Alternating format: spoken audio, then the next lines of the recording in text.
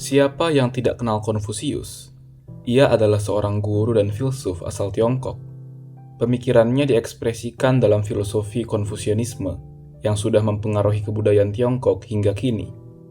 Sekarang kita akan mengulas sedikit dari ajaran Konfusianisme, apa itu dan bagaimana cara menghidupinya dalam kehidupan sehari-hari.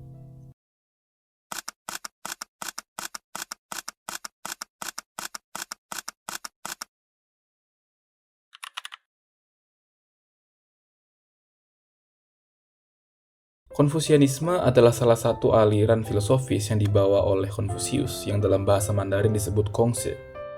Ia merupakan filsuf besar dari Tiongkok. Nama aslinya adalah Kongqiu. Ia lahir pada tahun 551 sebelum Masehi di negara Lu. Ia wafat dalam usia 72 tahun pada tahun 479 sebelum Masehi. Pada zaman ketika ia hidup, sedang ada krisis sosial politik yang tidak berkesudahan di satu era yang disebut Chanquo, yaitu zaman negara-negara berperang. Konfusius ingin ikut bersumbangsi dalam menyelesaikan banyaknya konflik pada saat itu dengan cara berpikir, terkhususnya tentang moralitas. Kelak pemikiran-pemikirannya disebut Konfusianisme. Namun, ia sendiri mengaku bahwa Konfusianisme tidak murni dari dirinya. Ia mengatakan bahwa setidaknya ada 5 kitab klasik yang merupakan sumber Konfusianisme, yaitu Xi-Qing, Su-Qing, Li-Qi, I-Ching, dan Chun-Qiu.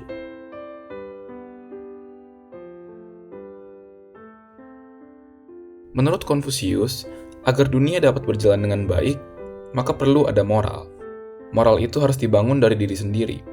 Kalau setiap individu sudah mematuhi moral-moral itu, maka institusi yang lebih besar dapat dijalankan, misalnya keluarga dan pemerintahan. Jadi, semuanya dimulai dari diri sendiri.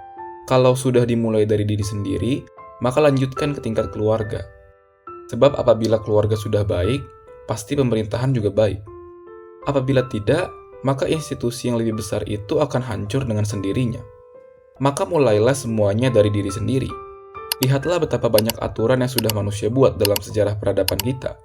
Akan tetapi aturan-aturan itu sia-sia rasanya apabila setiap individu tidak patuh dan tidak menjalankannya. Betapa banyak pun aturan, kalau manusianya tidak patuh dan tidak mau dengar, ya percuma. Sebab pemerintahan yang besar itu pun perlu disokong oleh individu-individu yang bermoral. Maka dari itu, mulailah segala sesuatu dari diri sendiri, termasuk dalam hal moral. Namun, menurut Konfusius, ada yang lebih dari aturan dan hukum, yakni kesadaran etis.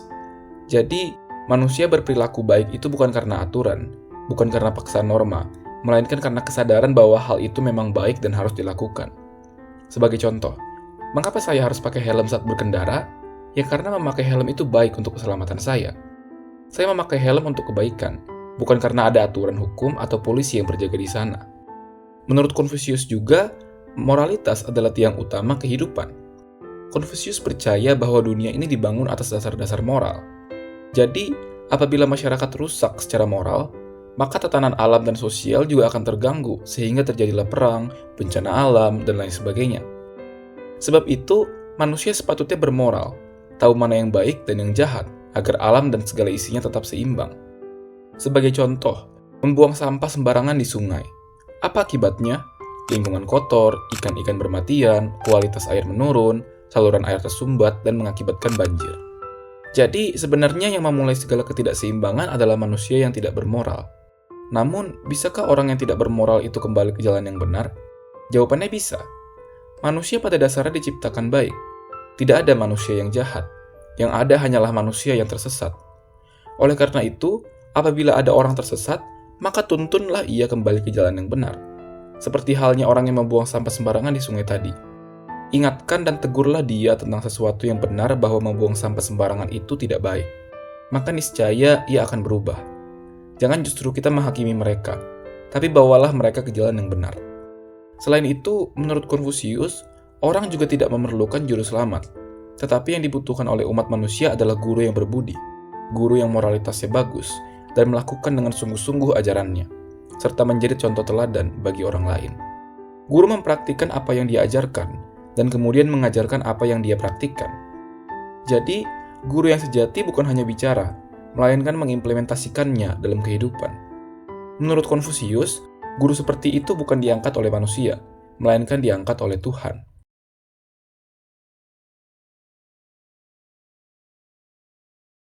Yang pertama, Chengming. Apa itu? Maksudnya adalah setiap orang punya identitas dan perannya masing-masing. Petani, ia lakukan perannya sebagai seorang petani. Guru, ia lakukan perannya sebagai guru. Segala sesuatu harus sesuai fungsi dan kedudukannya. Kalau tidak, dunia ini akan kacau. Peran dan fungsi masing-masing individu pun harus dilakukan sebaik-baiknya. Jangan asal-asalan. Insinyur, ia berlakulah sebagaimana seorang insinyur yang baik. Tukang sampah, ia berlakulah sebagaimana seorang tukang sampah yang baik. Jangan justru menyalahgunakan peran yang ada. Kalau jadi anggota DPR, ya jadilah anggota DPR yang peduli terhadap rakyat, ramah, murah hati, dan jujur. Jangan justru korupsi uang rakyat dan leha-leha di kantor dengan bebasnya. Yang kedua, Yi.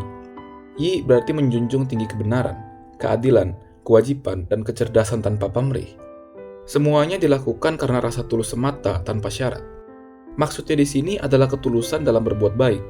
Hendaknya manusia berbuat baik dengan alasan bahwa memang sesuatu itu harus dilakukan sebagai seorang manusia, tanpa pamrih dan tanpa meminta balasannya.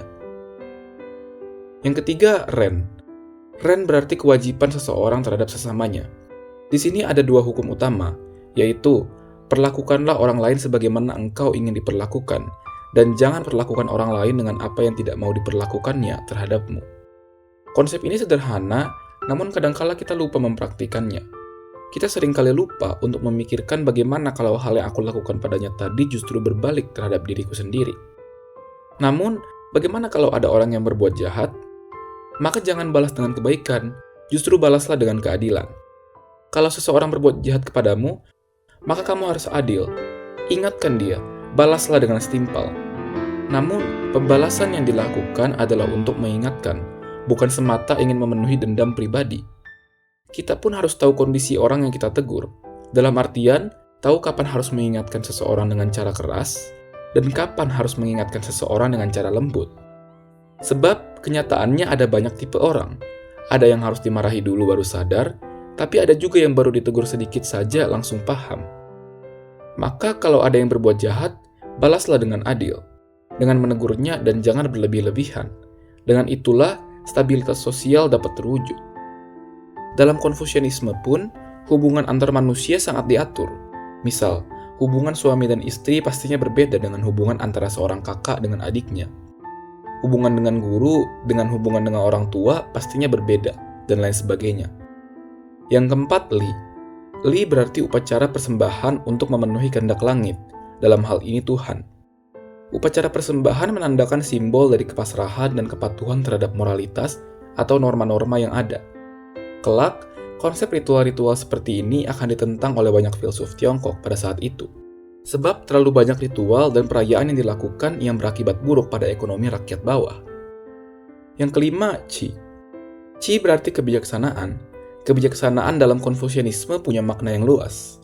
Orang yang bijaksana adalah orang yang tahu ketika ia berbuat salah dan mau mengakui dan memperbaikinya, bukan hanya sekedar meminta maaf. Orang yang bijaksana tidak merasa dirinya selalu benar, namun terbuka terhadap kritik dari pihak lain. Mereka menyadari bahwa pasti ada orang lain yang lebih dari dirinya. Maka, sadarilah bahwa terkadang memang kita sering berbuat salah. Setelah sadar, maka perbaikilah itu. Selain itu, orang yang bijaksana adalah orang yang jujur. Apabila mereka mengetahui sesuatu, maka mereka akan berlagak sebagai orang yang tahu. Dan apabila mereka tidak mengetahui sesuatu, maka mereka akan mengatakan bahwa mereka tidak tahu. Maka, janganlah merasa tahu padahal tidak tahu apa-apa. Yang keenam, Sin. Sin berarti layak dipercaya. Manusia harus bisa dipercaya. Kalau tidak, institusi yang lebih besar akan lebih sulit dibangun. Ini pun ada kaitannya dengan Chengming tadi. Setiap orang harus bisa dipercaya dalam perannya masing-masing. Jadilah orang jujur, sebab kejujuran adalah salah satu pondasi pembangun peradaban. Yang ketujuh, Tianming. Tianming artinya takdir yang berasal dari Tuhan. Konfusius mengajar kita untuk mengerti takdir, peran, dan jalan masing-masing dari kita yang sudah ditentukan oleh Sang Ilahi. Terimalah takdir dan lakukanlah peran yang ada dengan sebaik-baiknya. Itulah sedikit dari konsep Konfusianisme. Orang-orang yang dapat menerapkan semua konsep itu disebut Junshi. Apa itu? Junshi berarti orang-orang yang agung dan bijaksana, atau bisa juga disebut sebagai orang yang luhur. Seorang Junshi memegang kebenaran sebagai pedoman perbuatannya. Mereka dapat dipercaya. Mereka sering menilai dan mengintrospeksi diri sendiri, bukan sibuk menilai orang lain. Mereka mengutamakan kepentingan bersama di atas kepentingan pribadi. Itulah Konfusianisme. Banyak hal yang dapat kita petik dari ajaran yang dibawa oleh Konfusius ini. Pertanyaannya adalah, bisakah kita menjadi Junshi? Bisakah kita menjadi orang yang agung, luhur, dan bijaksana? Mari sama-sama kita renungkan. Sekian, terima kasih.